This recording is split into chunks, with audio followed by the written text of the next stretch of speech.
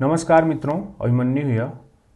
13 मार्च का जो दिन था वो इंडिया के लिए बहुत ही एक प्राउड डे था, क्योंकि उस दिन हमने 2 ऑस्कर अवार्ड्स जीते। एक तो आरआरआर मूवी की जो नाटू नाटू सॉन्ग है उसने एक ऑस्कर जीता। दूसरा ऑस्कर हमें मिला द एलिफेंट विस्परर्स नाम की एक डॉक्यूमेंट्री मूवी बनी थी उसके लिए। तो अवार्ड्स तो जनरली इंपॉर्टेंट टॉपिक होते ही हैं, लेकिन ऑस्कर अवार्ड्स बहुत ज़्यादा इंपॉर्टेंट इस बार इसलिए हो गया हमारे एग्जाम पॉइंट ऑफ व्यू से, क्योंकि हमने इस बार 2 ऑस्कर्स जीता है।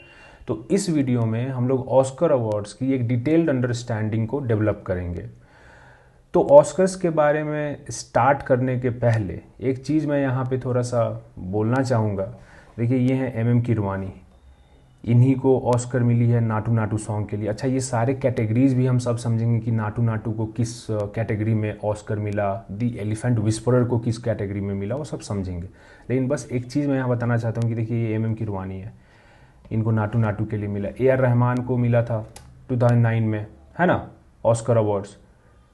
अब हमारे जो एक मेरा बहुत ही प्रिय तेलुगु फ्रेंड है, वो बोलता है कि एम कीरवानी के इससे भी बहुत अच्छे अच्छे सॉन्ग्स उसने तेलुगु में किए हैं, और ए आर रहमान का जय हो जो है is not his best song, but इनको उन सॉन्ग्स के लिए ऑस्कर मिला। तो the thing is that hard work करते रहने से रिवॉर्ड कभी ना कभी मिलती ही है। ठीक है, आपको अपने बेस्ट वर्क के लिए रिवॉर्ड नहीं मिलेगा, उससे थोड़े से लेस बेटर परफॉर्मेंस के लिए आपको मिल जाएगा award, but you will be awarded. So hard work में बिलीव कीजिए and keep doing hard work and you will be rewarded here और देयर एनीवेयर। चलिए अब आगे बढ़ते हैं। एक चीज़ मैं यहाँ पे बताना चाहूँगा कि हमारे जो मिल्की वे गैलेक्सी के सबसे बेहतरीन फिल्म मेकर विवेक अग्निहोत्री जी हैं। आपको याद होगा कि ये बहुत ही हो हल्ला मचाए थे, ट्विटर पे इन्होंने अनाउंस कर दिया था, बिग अनाउंसमेंट, कि द कश्मीर फाइल्स इनकी जो मूवी है वो भी शॉर्ट लिस्ट हो गई है, has been short listed for Oscars 2023। ठीक है, as one of the 5 films from India. और बहुत लोग, सुधीर, अंजना, नविका, अमीश, ये सब लोग कि अरे विश्व में हमारा डंका बज रहा है, विवेक रंजन अग्निहोत्री हमारे ब्रह्मांड के सबसे फेमस फिल्म मेकर, उनको अवार्ड मिलने जा रहा है। ये सब हुआ, बाद में पता चला कि ये सब फेक न्यूज़ है। ठीक है, और हम समझेंगे। देखिए, इन्होंने वर्ड यूज़ किया है शॉर्ट लिस्टेड, तो हम ये सारे जो टर्मिनोलॉजीज हैं समझेंगे और ये भी जानेंगे कि ये फेक न्यूज़ कैसे है। अभी आपको पता होगा कि बीपीएससी में जो इस बार एग्ज़ाम हुआ था उसमें एक फ़ेक न्यूज़ पे क्वेश्चन पूछ लिया था उसने, कि यूनेस्को के हेरिटेज लिस्ट में कौन कौन से हैं, और उसमें लंगट सिंह का जो कॉलेज है उसका ऑब्जर्वेटरी, एस्ट्रोनॉमिकल ऑब्जर्वेटरी उसने दिया हुआ था ऑप्शन में। सारे कोचिंग में ये पढ़ाया था कि हाँ, लंगट सिंह का जो एस्ट्रोनॉमिकल ऑब्जर्वेटरी है उसको मिल गई है यूनेस्को का हेरिटेज साइट का टैग। लेकिन यूनेस्को ने खुद ही उसको फेक न्यूज़ बोला था, क्लैरिफाई किया था। और बीपीएससी कॉन्सेप्ट वाला चैनल पे भी आपको कभी ये नहीं बताया गया कि लंगट सिंह कॉलेज जो है वो हेरिटेज लिस्ट का पार्ट है। तो इसीलिए बहुत ही इंपॉर्टेंट हो जाता है कि आपके पास ऑथेंटिक सोर्स हो। और ये इतना बड़े लेवल पे एक ये फेक न्यूज़ को फैलाया गया था कश्मीर फाइल से रिलेटेड, कि इंपॉर्टेंट हो जाता है to just understand and recognise कि दिस वाज फेक न्यूज़, क्योंकि क्वेश्चन पूछ सकता है फिर से कमीशन। चलिए आगे बढ़ते हैं। देखिए, ऑस्कर्स की अगर हम ओरिजिन की बात करें तो समय है 1920s। ठीक है, आपको पता होगा कि 1914 से 1918 के बीच में वर्ल्ड वॉर 1 होती है, और जब भी वॉर होती है तो उसके बाद में बहुत ज़्यादा डिस्ट्रक्शन होता है, इकॉनमी की हालत ख़राब हो जाती है, लोगों के जॉब्स वगैरह मुश्किल में पड़ जाते हैं। उसके बाद में इन्फ्लेशन आपकी बढ़ जाएगी, प्राइसेस बढ़ जाएंगे, क्योंकि जब आप वॉर कर रहे हो ना तो आप बहुत सारा जो है आपका रिसोर्सेज वॉर को लड़ने में खर्च होता है। आप बंदूक बनाएंगे न कि आप स्कूल बनाएंगे, क्योंकि आपको बंदूक की ज़रूरत है अभी वॉर के लिए। तो बहुत सारा जो एक सोशल एक्सपेंडिचर होता है हेल्थ पे, एजुकेशन पे, on giving better life to the people, वो सब नहीं हो पाता है। तो वर्ल्ड वॉर 1 के बाद में, और ये वर्ल्ड वॉर 1 आपको पता होगा कि सबसे ज़्यादा इम्पैक्ट आपको यूरोप में किया है ना। तो वर्ल्ड वॉर 1 में क्या हुआ कि वर्ल्ड वॉर 1 के बाद की ये बात है, 1920 में प्राइसेस बढ़ रहे हैं, बहुत ही इकोनॉमिक मीजरी लोगों के इसमें है, लोगों के लाइफ में है। और आपको पता होगा कि 1929 में ग्रेट डिप्रेशन स्टार्ट होती है, अमेरिका में ये स्टार्ट होती है कि वहाँ के स्टॉक मार्केट क्रैश होने लगते हैं। उसके बाद में इसके जो इम्पैक्ट हैं बाकी सेक्टर्स ऑफ द इकॉनमी पे होने लगते हैं, लोगों के जॉब्स चले जाते हैं। और जब भी ऐसा सिचुएशन आता है कि आपका जो है इकोनॉमिक टर्मोइल या इकोनॉमिक हैवॉक अगर आ जाता है, तो जो ट्रेड यूनियंस होते हैं, जो लेबर यूनियंस होते हैं, जो लोग काम करने वाले होते हैं, उनमें एक मिलिटेंसी आती है, क्योंकि सबसे ज़्यादा इम्पैक्टेड वही लोग होते हैं। फायरिंग कर दी जाती है, thousands and thousands of people are fired. तो अब उनके लाइक सर्वाइवल पे बात आती है, तो जब भी अगर इकोनॉमिक हैवक आएगा, जब भी कोई क्राइसिस आती है, तो ट्रेड यूनियन जो है ना वो थोड़े मिलिटेंट हो जाते हैं। तो ये है परिप्रेक्ष्य 1920s में वर्ल्ड वॉर 1 का जो है इम्पैक्ट है, प्लस अलग से ग्रेट डिप्रेशन जो की ओर जा रहा है वर्ल्ड, ठीक है। तो अब ये देखो, मूवी भी एक इंडस्ट्री है, मूवीज़ में बहुत सारे लोग काम करते हैं, डिज़ाइनर्स, उसके बाद में राइटर्स, एडिटर्स, एक्टर्स, और ये सब जो बाकी जो छोटे मोटे काम करते हैं कि कैमरा पकड़ के खड़े हैं या फिर ये चीज़ें कर रहे हैं, रिवॉल्व, कुछ बहुत सारी चीज़ें होती है ना। मूवी इंडस्ट्री में बहुत अलग अलग टाइप के लोग काम करते हैं। तो एक फिल्म प्रोडक्शन कंपनी थी उस समय की, मेट्रो गोल्डविन मेयर, इसको MGM बोला जाता है शॉर्ट में। तो अब देखिए, ट्रेड यूनियनिज्म जो है वो मिलिटेंट हो रही है, 1920s की बात है। तो इसका इम्पैक्ट जो है फिल्म इंडस्ट्री पे भी पड़ेगा। वहाँ पे जो वर्कर्स काम कर रहे हैं वो भी बोलेंगे कि यार हमें ये राइट्स दो, हमें वो राइट्स दो, हमें इतना पैसा चाहिए ही चाहिए, हमें अगर जॉब से निकालोगे तो हम प्रोटेस्ट करेंगे, स्ट्राइक करेंगे। तो MGM एक मेट्रो गोल्डविन मेयर करके एक जो कंपनी थी, ये फिल्म प्रोडक्शन कंपनी थी, और इनके जो को फाउंडर थे इस कंपनी के, उनका नाम लुइस बी मेयर। ये आदमी जो हैं ये सोचते हैं कि यार ये तो मतलब अगर ट्रेड यूनियंस ऐसे अगर और लेबर जो है, वर्कर्स जो हैं, अगर हमारी जो उनके साथ रिलेशन है अगर वो हारमोनियस नहीं रहती है तो बहुत ही फिर प्रॉब्लम आएगा। अगर मान लो कि एम्प्लॉयर और वर्कर के बीच में रिलेशनशिप हारमोनियस नहीं है तो काम में बहुत अड़ंगे आएंगे, है कि नहीं। तो इन्होंने सोचा कि यार मतलब कुछ तो है, इसका करना पड़ेगा, कुछ सॉल्यूशन निकालना पड़ेगा। तो 1927 में इनके आइडिया के बेसिस पे he was the one who started this thing कि एक academy of motion picture arts and sciences करके एक ऑर्गेनाइजेशन सेटअप की जाती है। और इस ऑर्गेनाइजेशन का जो 1927 में ये सेटअप की गई, और 1927 में ही थोड़े टाइम बाद एक मीटिंग होती है लॉस एंजलिस होटल में, ठीक है। लॉस एंजलिस आपको पता होगा कि ये अमेरिका का एक सिटी है और स्टेट भी है। तो वहाँ पे मीटिंग होती है एंड वहाँ पे गोल डिसाइड होता है इस एकेडमी का, academy of motion picture arts and sciences का, कि the goal is to advance the arts and sciences of motion pictures, ठीक है। एंड ये एकेडमी का एक और इम्पॉर्टेंट एस्पेक्ट था, वो ये था कि लेबर यूनियंस के बीच में और जो फिल्म प्रोडक्शन कंपनीज हैं उनके बीच में रिलेशन को हम लोग हारमोनियस कर पाएँ, सो दैट वो स्ट्राइक्स नहीं हो, वो डिसरप्शंस नहीं हो। तो ये भी एक इम्पॉर्टेंट एस्पेक्ट था। तो इन्होंने सोचा कि हम कैसे एक हारमोनियस रिलेशनशिप क्रिएट करें। तो इन्होंने बोला कि हम जो है एडवांस करेंगे आर्ट्स एंड साइंसेस को ऑफ मोशन पिक्चर्स, कि हम जो है अपने तरफ से भी इस आर्ट को जो है मोशन पिक्चर फिल्मों के आर्ट एंड साइंस को हम एडवांस करेंगे। और इन्होंने एक जरिया इसका निकाला कि हम जो है एकेडमी अवार्ड्स 1929 से इन्होंने देना शुरू किया। आप देखिए, सबसे अच्छा तरीका है किसी भी बंदे को खुश रखने के लिए कि आप उसको अवार्ड दे दीजिए, ठीक है। तो एकेडमी अवार्ड्स देना ये लोग शुरू करते हैं 1929 में। ये organisation academy of motion picture arts and sciences ये 1927 में सेटअप होती है और 1929 में एकेडमी अवार्ड्स देना शुरू कर देती है to award the people who have great merit and who have shown great merit in the field of motion pictures. तो इसी एकेडमी अवार्ड्स को हम लोग ऑस्कर्स बोलते हैं। अब एकेडमी अवार्ड्स इसलिए क्योंकि एकेडमी देती है, academy of motion picture arts and sciences देती है, और इसका इनफॉर्मल और जो ज़्यादा पॉपुलर अब नेम हो गया वो ऑस्कर्स है। अब ये ऑस्कर्स नाम कैसे पड़ा, इसमें ना थोड़ा सा क्लैरिटी नहीं है। ऑस्कर की वेबसाइट भी खुद बोलती है कि मतलब एक इनका ऑस्कर का जो एकेडमिक लाइब्रेरियन थी, वो जब इनका ये जो ऑस्कर की जो प्राइज़ होती है ना, स्टैचू आप देखते होंगे कि गोल्ड साइनिंग रहती है, तो उन्होंने जब इसको देखा तो वो बोली कि यार ये तो मेरे अंकल ऑस्कर की तरह दिख रहा है ये स्टैचू। तो तभी से ऑस्कर्स नाम जो है फेमस हो गया उसके बाद से, तो इसलिए इसको ऑस्कर्स बोलते हैं। अभी सबसे ज़्यादा फेमस नाम इसका ऑस्कर्स ही है।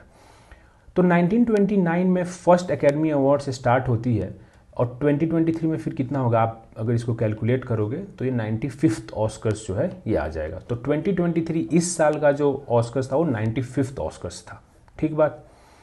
अब देखिए एक चीज़ यहाँ पे समझिए कि जो ऑस्कर अवार्ड्स हैं उसके किस किस चीज़ों के लिए अवार्ड दी जाती है, किन किन कैटेगरीज़ के लिए। तो टोटल 24 कैटेगरीज़ हैं। टोटल जो है 24 कैटेगरीज है। इसमें best picture, best actor, best actress, supporting actor, director, editing, best original song, best foreign language film. अच्छा ये जो नाम है ना बेस्ट फॉरेन लैंग्वेज फिल्म, इसको चेंज करके इसी को कर दिया गया बेस्ट इंटरनेशनल फीचर फिल्म। तो अब जो है ना इसका नाम है बेस्ट इंटरनेशनल फीचर फिल्म। उसके बाद best documentary feature, best documentary short. तो ये 24 कैटेगरीज में हर साल ऑस्कर अवार्ड्स दी जाती है। अच्छा मान लीजिए कि कोई भी मूवी है तो वो एक ना उसको कुछ एलिजिबिलिटी क्राइटेरिया पास करनी होती है to be eligible, to be even considered, कि भाई आपको अगर मैं ये 24 अवार्ड, अगर मैं इनमें से कोई भी अगर आपको अवार्ड चाहिए इन 24 अवार्ड्स में से, तो आपको पहले एलिजिबल होना पड़ेगा। जैसे मान लो कि आप एग्ज़ाम देते हो, बीपीएससी, यूपीएससी, कोई भी आप एग्ज़ाम दे रहे हो, तो एक एलिजिबिलिटी क्राइटेरिया होती है कि भाई आपका एज जो है इससे इस रेंज के बीच में होना चाहिए, आपका डिग्री होना चाहिए कुछ। तो एलिजिबिलिटी क्राइटेरिया इतना तो आपको मिनिमम फुलफिल करना पड़ेगा to be able to sit in to the exam. समझ रहे हो आप।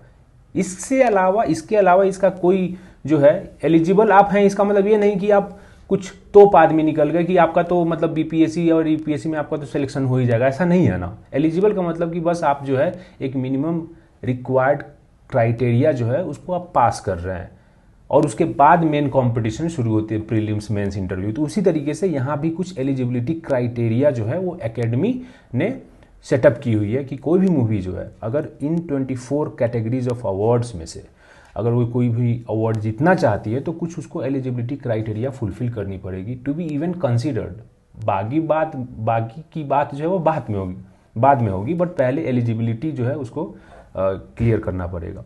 तो पहला तो एलिजिबिलिटी ये है कि जो मूवी की जो लेंथ है ना वो 40+ मिनट्स की होनी चाहिए। आप 20-25 मिनट का मूवी बना के जो नहीं आप क्लेम कर सकते कि हमें भी ऑस्कर दे दो, नहीं मिलेगी। 40+ मिनट की मूवी होनी चाहिए।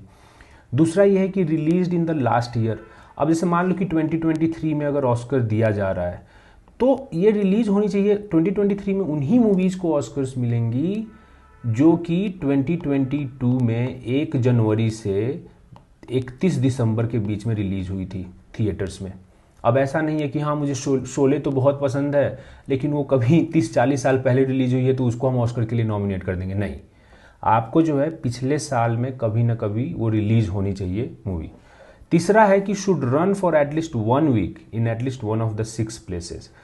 तो अब चूंकि देखिए जो एकेडमी अवार्ड्स है, अमेरिका का अवार्ड है, तो उन्होंने कुछ अमेरिका सेंट्रिक अवार्ड क्राइटेरिया भी रखा हुआ है कि आपकी जो भी मूवी है वो कम से कम 1 हफ्ते तक इन 6 में से कोई एक प्लेस के कॉमर्शियल थिएटर्स में रन करने चाहिए। और वो 6 प्लेसेस कौन कौन से हैं? Los Angeles County, New York City, Bay Area California में है, शिकागो, मायामी, अटलांटा। तो इन 6 जगहों में से किसी भी एटलीस्ट एक जगह पे आपकी मूवी एटलीस्ट 1 हफ्ते तक रन करनी चाहिए। तो ये 3 क्राइटेरिया हैं। अच्छा डॉक्यूमेंट्री एंड शॉर्ट फिल्म्स के लिए ना एक अलग क्राइटेरिया, उनको ये सब फॉलो नहीं करना। उनके लिए क्राइटेरिया ये है कि जो प्रोड्यूसर्स हैं उन डॉक्यूमेंट्रीज़ के, वो जो हैं सबमिट कर सकते हैं एप्लीकेशन फॉर ऑस्कर। जो भी कोई डॉक्यूमेंट्री प्रोड्यूस कर रहा है तो उसका जो वो आदमी जो है या औरत, वो क्या कर सकते हैं कि फाइल कर सकते हैं एप्लीकेशन कि भाई हमें भी ऑस्कर के लिए इसको एलिजिबल कीजिए, ऐसा। तो उनको बस ये वाला क्राइटेरिया फॉलो करना होता है। अब देखो एक हमने देखा यहाँ पे एक इंटरनेशनल फीचर फिल्म की भी एक कैटेगरी है, बेस्ट इंटरनेशनल फीचर फिल्म। तो इसके लिए ना क्राइटेरिया एक ये है कि जहाँ भी इंटरनेशनल फीचर फिल्म का मतलब ये हो गया कि जो है बाहर की कंट्रीज़ के लिए ये चीज़ है कि मान लो कि अमेरिका का तो है ही, अमेरिका का तो बेस्ट पिक्चर ये सब में आप ये, लेकिन फॉरेन लैंग्वेज फिल्म या इंटरनेशनल फीचर फिल्म जो है इसमें एलिजिबल बाहर की कंट्रीज होती है, नॉन यूएस कंट्रीज, ठीक है। जर्मनी, इटली, इंडिया, जापान, इस टाइप की कंट्रीज जो है इंटरनेशनल फीचर फिल्म। आप ये जो इसका पुराना नाम था वो ज़्यादा रिवील करता था फॉरेन लैंग्वेज फिल्म। तो समझ में आ रहा है कि अमेरिका का अवार्ड है, फॉरेन लैंग्वेज अमेरिका के लिए क्या हो गया, जो बाकी लैंग्वेजेस में बन रहे हैं, इंग्लिश के अलावे ऐसे बन रहे हैं, है ना, कि जर्मनी में जर्मन में बना रहे हैं, फ्रेंच में बना रहे हैं, इंडिया में हम हिंदी में या तेलुगु, तमिल, मलयालम, ये सब में बनती है मूवीज़, ठीक है। तो international feature film, best international feature film को अगर आपका अवार्ड आपको जीतना है, तो जिस भी कंट्री में वो मूवी बनी है, वो फिल्म, तो उसका गवर्नमेंट ही सबमिट कर सकता है एप्लीकेशन को कि हाँ भाई, हम अपने तरफ से ऑफिशियली इस मूवी को हम भेज रहे हैं आपको कि ऑस्कर के लिए हम इसको अपने तरफ से शॉर्टलिस्ट करके आपको भेजें, एंड अब ये होगा। और आप इस पे जो है उसके बाद में बहुत सारे गवर्नमेंट जो हैं, बहुत सारे अपने लाइक अलग अलग गवर्नमेंट्स अलग अलग मूवीज़ भेजेंगी, फिर उसके बाद में अलग प्रोसेस है। बट जो इंटरनेशनल फीचर फिल्म के अवार्ड के लिए जो फिल्म्स को कंसीडर किया जाता है, वो फिल्म्स वो होते हैं जो गवर्नमेंट ने सबमिट किए हैं, ठीक। और दूसरा इसका ये है एक पार्ट कि कोई भी सरकार जो है मैक्सिमम एक मूवी ही भेज सकती है। ऐसा नहीं कि हम 5 मूवी भेज दिए एक साल में और उसमें से कोई ना एक तो मिल ही जाएगा, नहीं, आप एक ही मूवी भेज सकते हैं। और आपको पता होगा, याद होगा, या नहीं तो फिर से आपको मैं रिफ्रेश कर देता हूं कि इस बार जो गवर्नमेंट जो है 2023 ऑस्कर्स के लिए, जो 95th ऑस्कर्स भी हम बोल रहे हैं, उसमें गवर्नमेंट ने गुजराती फिल्म एक थी छेल्लो शो, उसका इंग्लिश में ट्रांसलेशन है लास्ट फिल्म शो, इसको गवर्नमेंट के तरफ से भेजा गया था for Oscars, the India's official entry to the Oscars, ये था। और देखिए, गवर्नमेंट ऐसा नहीं है कि गवर्नमेंट मोदी जी या मोटा भाई बैठ के और डिसाइड कर लेंगे कि हाँ इस मूवी को भेजनी चाहिए। ऑफ कोर्स उन लोग का इन्फ्लुएंस होता है, बट गवर्नमेंट जो है ना, एक जो है एंटिटी ऑस्कर को बताती है कि भाई ये एंटिटी जो है ना, ये डिसाइड करेगी कौन सी मूवी जाने वाली है हमारी ऑस्कर्स के लिए। और हमारे इंडिया में फिल्म फेडरेशन ऑफ इंडिया करके एक ऑर्गेनाइजेशन है, इट डिसाइड्स कि भाई कौन सी मूवी इस बार ऑस्कर्स के लिए हम लोग भेज रहे हैं। और जो ये लास्ट फिल्म शो है, इसको unanimously film federation of India के मेंबर्स ने अप्रूव किया था कि इसको भेजा जाए। बहुत ज़्यादा क्रिटिसिज्म भी हुई थी कि भाई आरआरआर को आपने भेजना चाहिए था, इतनी अच्छी मूवी वेस्ट में इतने लोग पसंद करते हैं, और लास्ट फिल्म शो को आप भेज रहे हो, ये सब चीज़ें। बट ठीक है, the fact is that film federation of India which has been authorized by the government to send official entries to the Oscars, उसने जो है गुजराती फिल्म छेल्लो शो को भेजा था ऑस्कर के लिए, ठीक है। अब देखिए, यहाँ पे एक चीज़ पहले समझना बोलेगा, हम लोग जो हैं अभी जस्ट समझे कि पहले तो आपको एलिजिबिलिटी क्राइटेरिया कुछ किसी भी मूवी को क्रॉस करनी होती है टू बी इवन कंसिडर। जैसे मान लो कि हम लोग का क्या है कि एज है कि 20 से 32 जो भी है, 21 से 32 आपको जो है ये एज में रहने चाहिए to be able to appear for the exam. अब मान लो कि बीपीएससी के पास में या यूपीएससी के पास में ऐसा मान लो कि 500 जो है एस्पिरेंट्स का बायोडाटा आता है, तो उन 500 एस्पिरेंट्स में से कुछ लोग हैं मान लो जो एज लिमिट को क्रॉस कर चुके हैं, कुछ लोग ऐसे हैं जो एज लिमिट में हैं। तो जो लोग एज लिमिट में हैं उन्हीं को एलिजिबल बोल देंगे कि हाँ you are eligible to sit for the exam. तो उसी तरीके से 95th ऑस्कर्स जो है इस बार, तो हर साल ये निकालती है reminder list of eligible productions, कि एक रिमाइंडर लिस्ट निकालती है कि ये सारे मूवीज जो है ना, they are eligible to get short listed, nominated और विन द ऑस्कर्स। तो एलिजिबल मूवीज जो है ना, उनकी एक रिमाइंडर लिस्ट ऑस्कर्स निकालती है, एकेडमी निकालती है। और इस बार जो है ना 301 मूवीज़ को इन्होंने एलिजिबल माना था फॉर दी ऑस्कर्स। और उन 301 मूवीज़ में बहुत सारे मूवीज़ जो है ना इंडिया से, बहुत सारे मतलब 5-6 मूवीज़ थे। आरआरआर था, कंटारा था, गंगूबाई काठियावाड़ी, द कश्मीर फाइल्स भी एक था, रॉकेटरी था, लास्ट फिल्म शो था।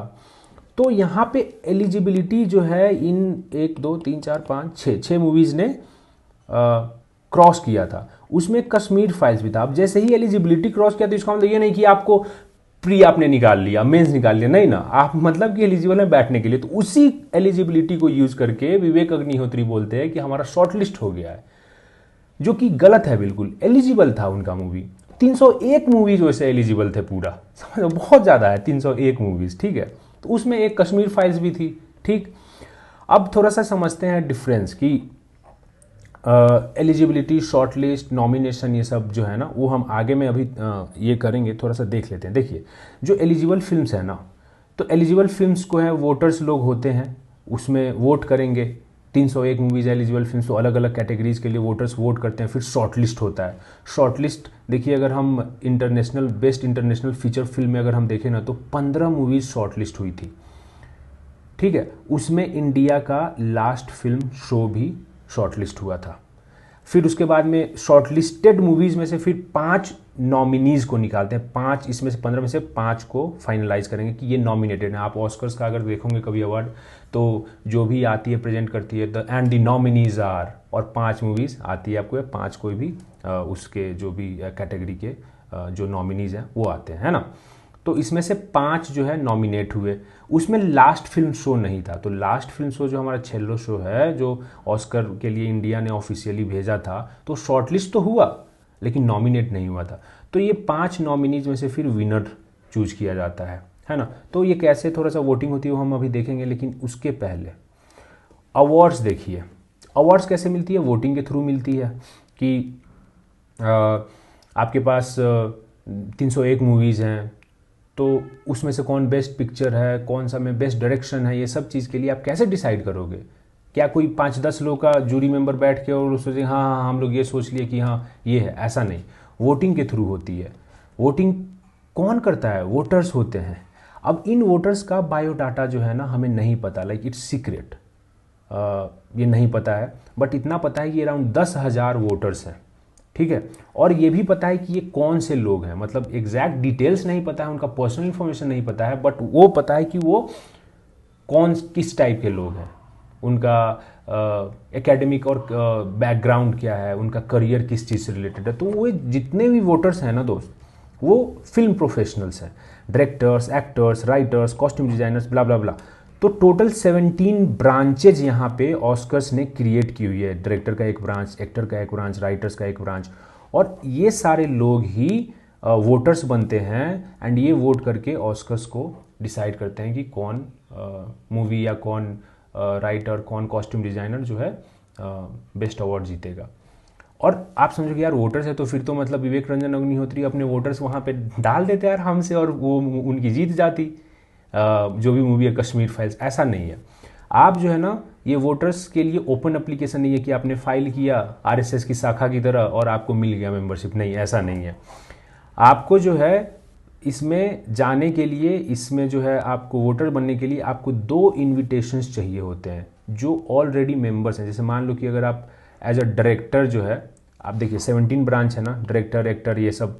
तो आप जब भी अगर आप वोटर बनना चाहोगे ना, तो आपसे पूछा जाएगा आप किस ब्रांच के लिए आप वोटर बनना चाहोगे, डायरेक्टर के लिए, एक्टर के लिए, क्या? तो आप बोलोगे मान लो कि हम एक्टर के लिए बनना चाहेंगे क्योंकि हमारी माँ ने बोली थी कि हमारा शक्ल बहुत अच्छा है, ठीक है। तो एक्टर के लिए आपने जो है फाइल किया कि हम एक्टर कैटेगरी के लिए वोटर बनना चाहेंगे।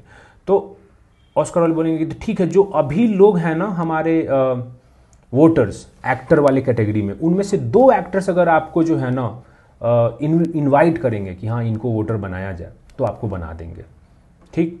और 2 इन्विटेशन आप बोलेंगे यार हम तो, हमारा शक्ल तो हमारी मम्मी ने बोला बहुत अच्छा, लेकिन हमको तो कोई जानता वानता है नहीं, तो आप नहीं बन पाएंगे फिर इसमें वोटर।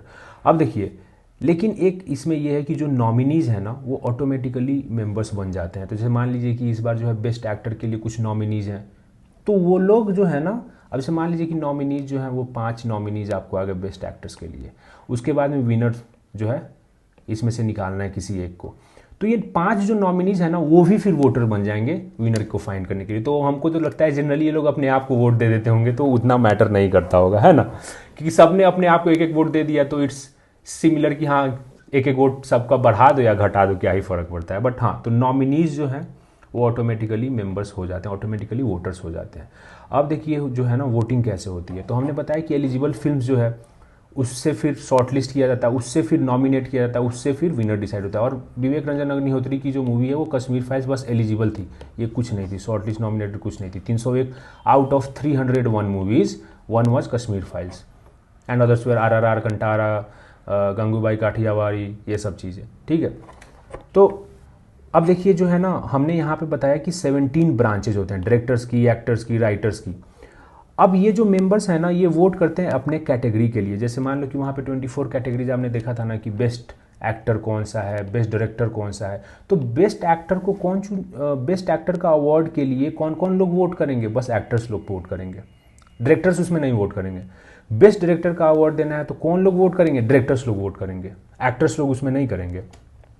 और जो भी उसमें कैटेगरीज है उसमें मैक्सिमम वोट जिसको मिल गया वो विनर हो जाता है। लेकिन एक थोड़ा इसमें एक्सेप्शन है, जो बेस्ट पिक्चर की जो अवार्ड मिलती है ना, बेस्ट पिक्चर ऑस्कर्स इस बार जिसको मिली बेस्ट पिक्चर, तो उसके लिए जो है ना, ये 17 ब्रांचेज के जो लोग हैं, actors, directors, costume designers, cinematographers, ये सब जो लोग हैं ना, सारे लोग वोट करते हैं।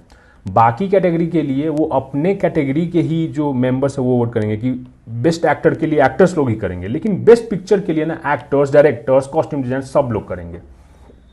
और इसमें प्रीफरेंशियल वोटिंग होती है। इसमें तो भाई आप सीधे फर्स्ट पास्ट द पोस्ट आप एक सिस्टम कहते हो कि मैक्सिमम जिसको वोट मिला वो जीत गया, बट इसमें ना प्रीफरेंशियल वोटिंग होती है एंड 50% प्लस वोट्स जिस भी पिक्चर को आते हैं वही मिलती है। तो प्रीफरेंशियल वोटिंग आपको पता है ना, कि जैसे मान लीजिए कि अभी जो है मूवी ए, मूवी बी ऐसा कुछ है, और इसमें किसी को जो है 50% से ज़्यादा नहीं मिला, तो जो सबसे कम जिसको वोट मिला है ना उसको, तो प्रीफरेंशियल वोटिंग में क्या होती है आप समझिए। प्रीफरेंशियल वोटिंग में कि आपको एक लिस्ट दिया जाएगा कि चलिए भाई इतने सारे आपके ये नॉमिनीज हमारे 5 हैं, मान लो ऐसा कुछ, ठीक। तो आपको बोला जाएगा कि आप जो है ना रैंक कीजिए कि 1 नंबर पे आप किसको रखना चाहते हैं, 2 नंबर पे किसको, 3 पे किसको, 4 पे किसको और 5 पे किसको। आपको रैंक देना है 5 मूवीज़ का। अब मान लीजिए कि जो भी आप रैंक, मान लीजिए ए को आपने रैंक 1 दिया और सी को आपने रैंक 2 दिया, सी मूवी को। और अगर हम देखें ना तो ये अलग अलग मूवीज़ को अलग अलग मिली है वोट्स, उसमें सबसे कम मिली है ए को। तो ए वाला जो है ना इसको हटा दिया जाएगा, और जिन जिन लोगों ने ए को फर्स्ट प्रीफरेंस दिया था उनका सेकंड प्रीफरेंस काउंट होगा। मान लो ये ए है, बी है, सी है, ए नहीं है, ये डी मान लो क्योंकि ये तो नीचे है। तो मान लो कि आपने जो है ना ए को सबसे कम वोट मिला, तो ये तो कट गया, अब ये बाहर जाएगा। तो ये देखा जाएगा कि ए को फर्स्ट प्रेफरेंस जिन लोगों ने भी दिया था उनका सेकंड प्रेफरेंस क्या है। तो सेकंड प्रेफरेंस आपका है सी, तो आपका वोट ना ए से उठ के यहाँ पे सी में +1 हो जाएगा। और ऐसे करते करते करते जो 50% प्लस पहले पहुँचेगा ना उसको अवार्ड दी जाती है। तो प्रीफरेंशियल वोटिंग आपको बस ये पता रहना चाहिए कि हाँ प्रीफरेंशियल वोटिंग यूज़ करते हैं बेस्ट पिक्चर के लिए, और सारे लोग वोट करते हैं उसमें, एंड 50% प्लस वोट्स चाहिए होता है बेस्ट पिक्चर जीतने के लिए, ठीक है।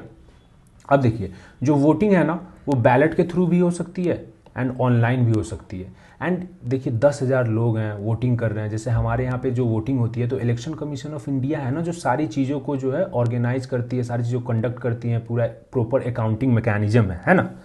तो उसी तरीके से यहाँ पे 10,000 लोग हैं, वो लोग वोट कर रहे हैं, फिर वहाँ से सारी चीज़ें अकाउंट करनी है।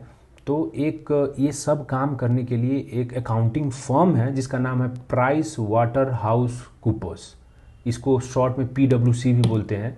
तो it like manages the accounts of the voters, कि हाँ भाई आपने जो है इस मूवी को वोट दिया, इस मूवी को इतना वोट मिला, ये सब जो चीज़ें हैं ये PwC Price Waterhouse Coopers जो है ये सारी चीज़ को अकाउंट करती है। तो आप ये चीज़ ध्यान रखेंगे।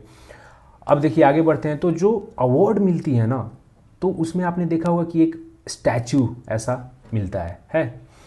तो ये ऑस्कर स्टैचू इसको बोलते हैं। तो यहाँ पे देखिए एक ये जो है ना इसको बोला जाता है नाइट है। एक ये नाइट का मतलब एक रक्षक, सामंत है ना।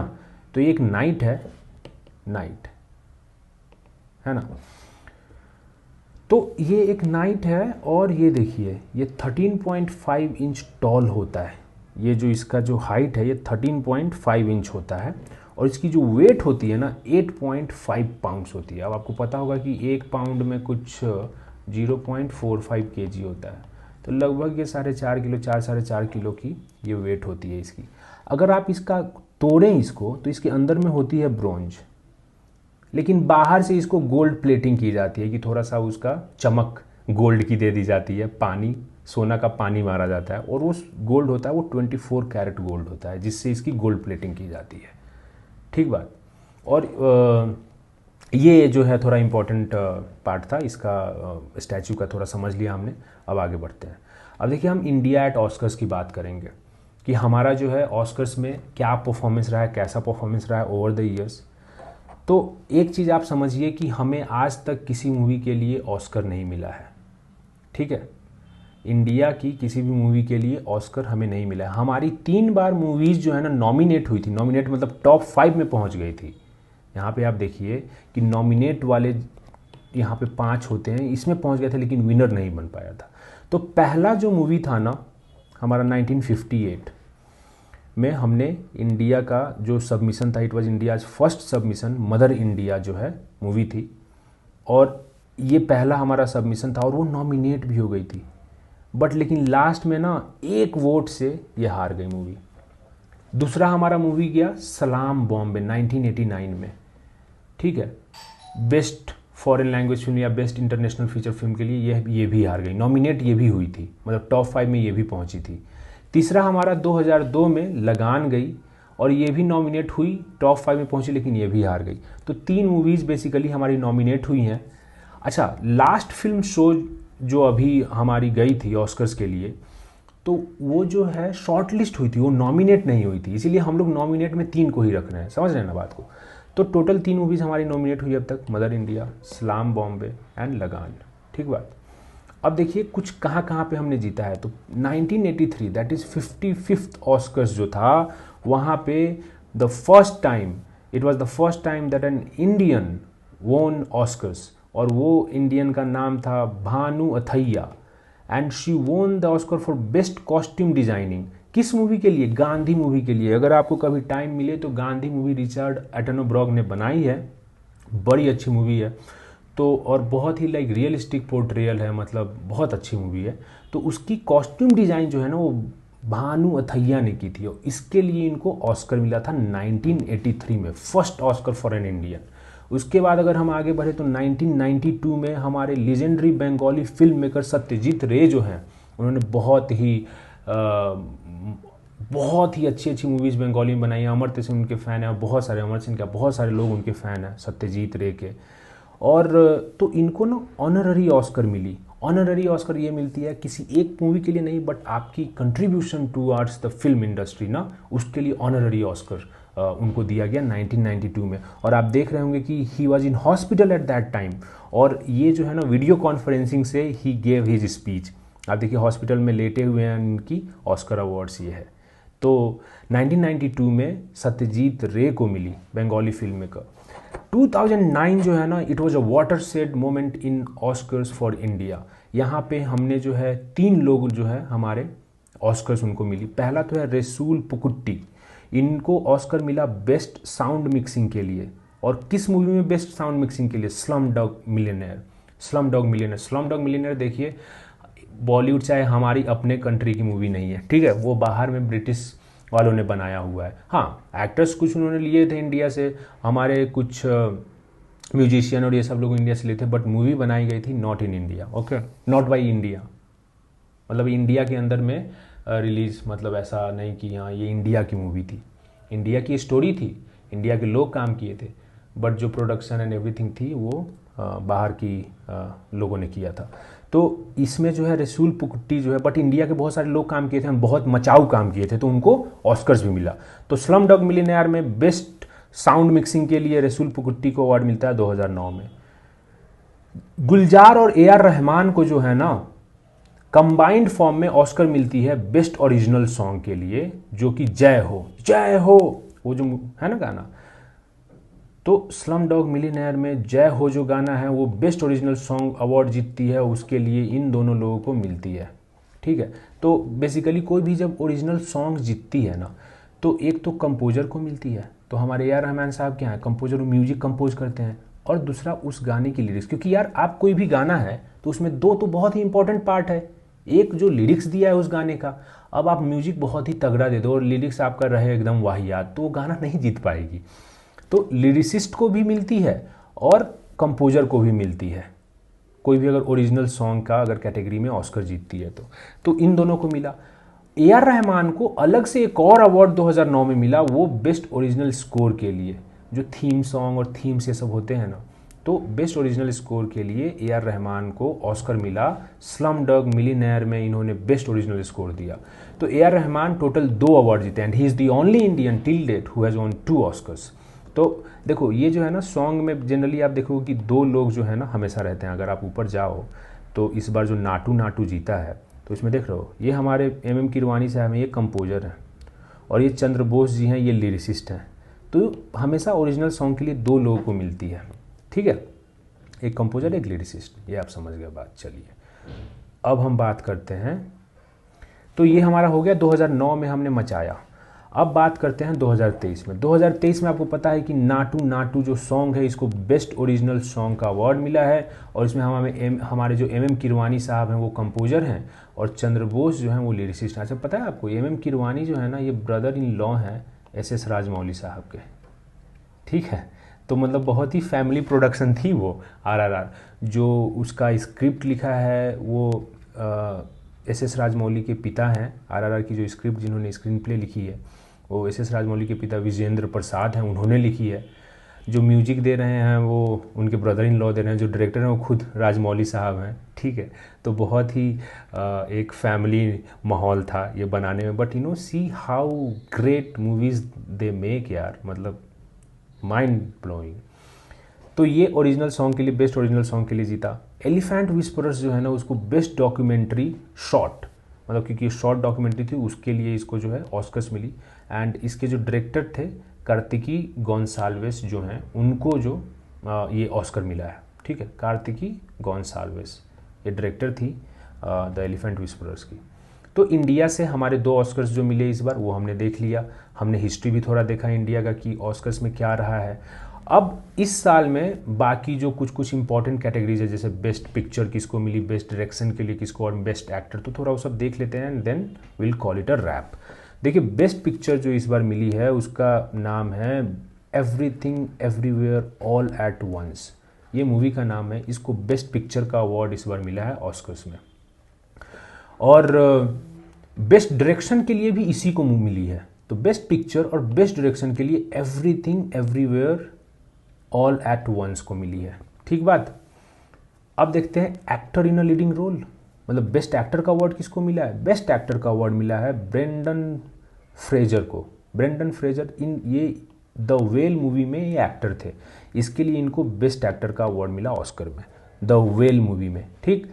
बेस्ट एक्ट्रेस का अवार्ड जो मिला है वो मिशेल योह को मिला है and she was the actress in everything everywhere all at once, जो कि बेस्ट पिक्चर का भी अवार्ड जीती है। उसी की एक्ट्रेस जो है उसको बेस्ट एक्ट्रेस का भी अवार्ड मिला, मतलब अलग लेवल की मूवी है ना कि बेस्ट पिक्चर भी जीत गया, बेस्ट डायरेक्शन भी जीत गया, बेस्ट एक्ट्रेस भी जो उनकी एक्ट्रेस है वो जीत गई है। सही बात है, मस्त है। अब देखिए उसके बाद में बेस्ट इंटरनेशनल फीचर फिल्म जो है वो मिली है अवार्ड, किस मूवी को मिली है, all quite on the western front. ये जर्मनी की मूवी थी और इसको बेस्ट इंटरनेशनल फीचर फिल्म